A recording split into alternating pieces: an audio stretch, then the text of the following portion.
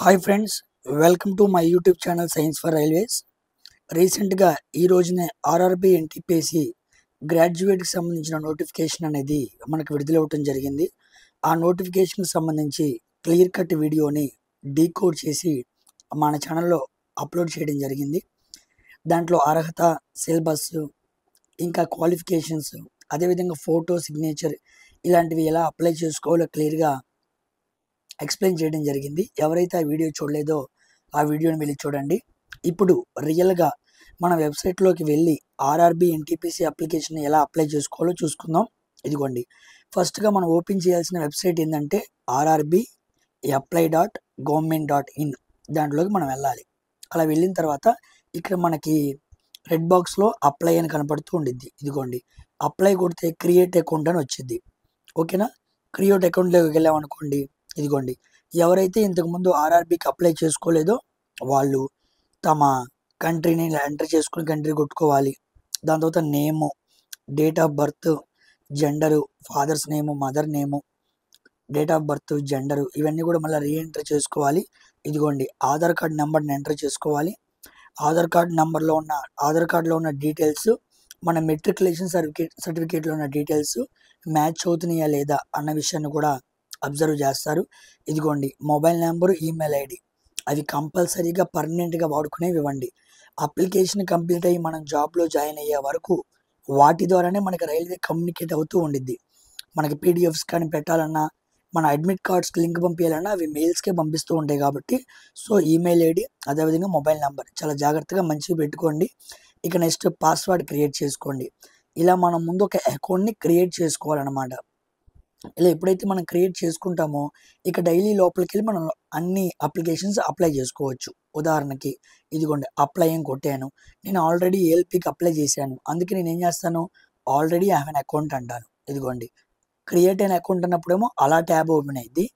Already I have an account అన్నప్పుడు ఇలా tab open అయ్యింది. ఇక్కడ మన మొబైల్ నెంబర్ లేదా మెయిల్ కొట్టచ్చు. నేను మెయిల్ కొడుతున్నాను. నా మెయిల్ gopinath@gmail.com కొట్టాను. నెక్స్ట్ పాస్వర్డ్ @4321 నా మెయిల్ కొట్టేసుకున్నాను. పాస్వర్డ్ కొట్టేసుకున్నాను. క్యాప్చా 5604 క్యాప్చా కూడా కొట్టాను. లాగిన్ చూసారా, కొట్టంగానే లాగిన్ అయిపోయాను. లోపలికి వెళ్ళాను. చూడండి, నా అకౌంట్ ఇక్కడ ఉంది. ఇదిగోండి, గోపీనాథ్. చేంజ్ పాస్వర్డ్ కూడా అడుగుతుంది. మనం చేంజ్ పాస్వర్డ్ పెట్టుకోవచ్చు. ఇక పెద్దగా కూడా పెట్టుకోవచ్చు, లెటర్స్ అన్నిటిని చిన్నగా ఉంటే. ఇక జనరల్ ఇన్స్ట్రక్షన్స్ అనమాట, మనం ఎలా చేయాలి ఏంటి అనడానికి. ఓకేనా, ఇదిగోండి ఆన్లైన్ అప్లికేషన్. ఇదిగోండి మన అప్లికేషన్ హిస్టరీ. అంతకుముందు మన రైల్వేలో ఏం పెట్టుకున్నాం, ఇదిగో అసిస్టెంట్ లోకో పైలట్ పెట్టుకున్నాం. Next online application. ఇదిగోండి, ప్రస్తుతం ఆన్లైన్ అప్లికేషన్స్లో 2 ఉన్నాయి. సెంట్రల్ నెంబర్ 4 నోటిఫికేషన్ పారామెడికల్, ఇది కోల్కతా బోర్డుకి మాత్రం అవైలబుల్గా ఉంది కాబట్టి చూపించాడు. నెక్స్ట్ సెంట్రల్ నెంబర్ 5, ఇదే మనం అప్లై చేసుకునే ఎన్టీపీసీ గ్రాడ్యుయేట్ పోస్టులు రాసింది చూడండి. For non technical popular categories NTPC graduate పోస్టులు అని పెట్టి ముందు ఇక్కడ టిక్ కొట్టాలన్నమాట. I'm not currently debarred by any RRB. నేను ఏ ఆర్ఆర్బి ద్వారా కూడా డీబార్ చేయబడలేదు. ఏ తప్పు చేసి, ఏ మాల్ ప్రాక్టీస్ చేసి నేను డీబార్ చేయబడలేదని చెప్పి ఓకే చేసుకొని లోపలికి వెళ్ళి మనం ఏ ఆర్ఆర్బికి అప్లై చేసుకుందాం అనుకుంటున్నాం. నేనైతే సికింద్రాబాద్కి అప్లై చేసుకుందాం అనుకుంటున్నాను. సికింద్రాబాద్ పెడుతున్నాను. ఓకేనా, ఎట్ ఏ టైంలో ఒక ఆర్ఆర్బీనే పెట్టాలి.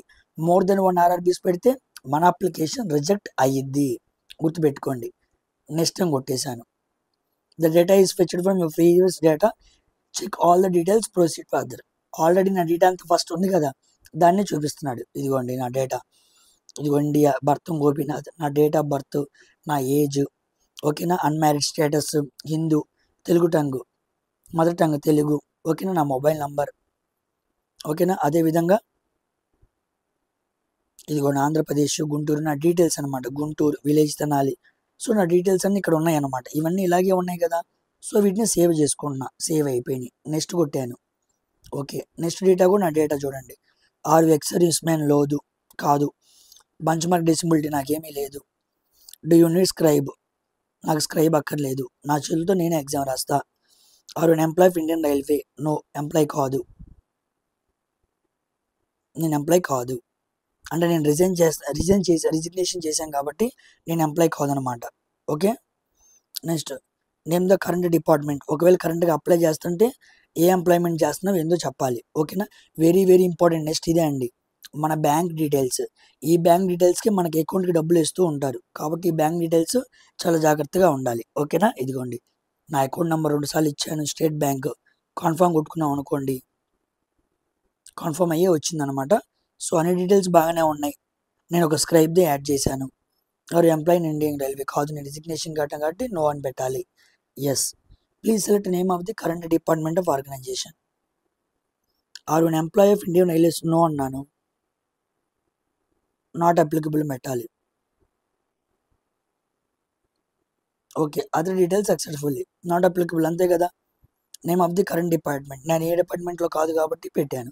మీకు అసలు ఉద్యోగమే కాదు కాబట్టి నో అని పెట్టేయండి. ఓకేనా, excluding railway employees, current employment details next కొట్టేశాను.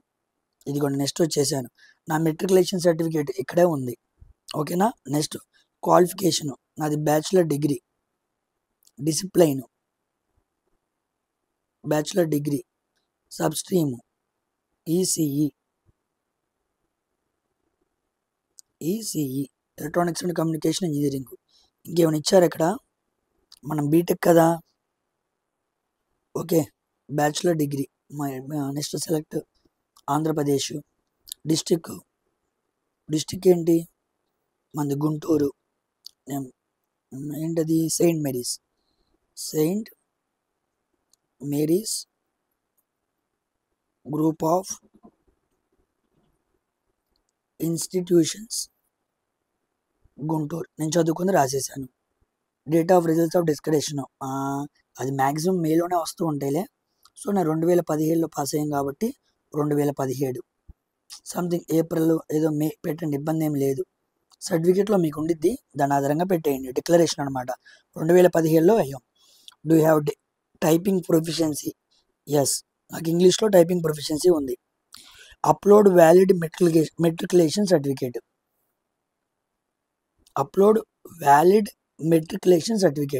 ఇక్కడ మనం 10th క్లాస్ మార్క్ లిస్ట్ అనేది యాడ్ చేయాలన్నమాట. ఓకేనా, చూడండి ఇక్కడ అప్లోడ్ వ్యాలిడ్ మెట్రికులేషన్ సర్టిఫికేట్ అన్నాడు. ఇదిగోండి అప్లోడ్ కొట్టాను.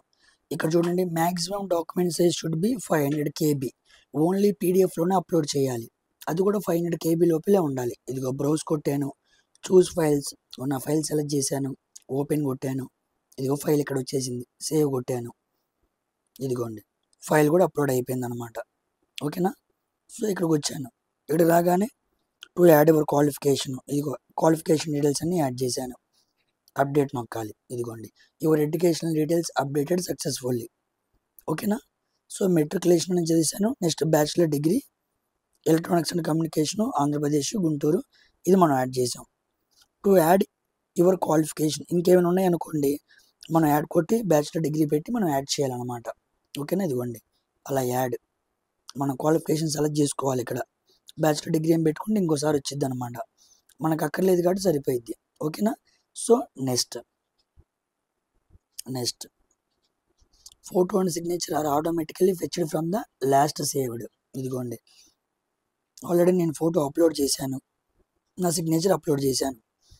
Maximum message should be between 30 KB నుంచి 70 KB. ఇక్కడ మ్యాక్సిమం 30 KB నుంచి 70 KB. ఇదిగో సిగ్నేచర్, ఇదిగో ఫోటో.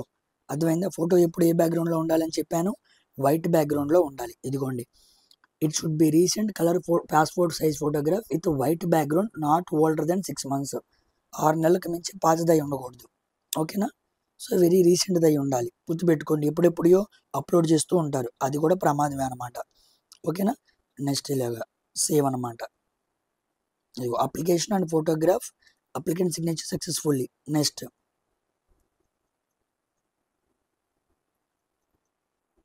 నెక్స్ట్ సెలెక్ట్ ఆర్ఆర్బిలో మనం ప్రిఫరెన్స్ ఇచ్చుకోవాలన్నమాట. ఇక్కడ ఫస్ట్ మనం ఏ ప్రిఫరెన్స్ ఇచ్చుకోవాలి, మనం దేనికి ముందు ప్రిఫరెన్స్ ఇచ్చుకున్నామో ఎలిజిబుల్ పోస్టులు అనమాట. ఎన్ని రకాల పోస్టులు ఉన్నాయి, మొత్తం 6 రకాల పోస్టులు ఉన్నాయి.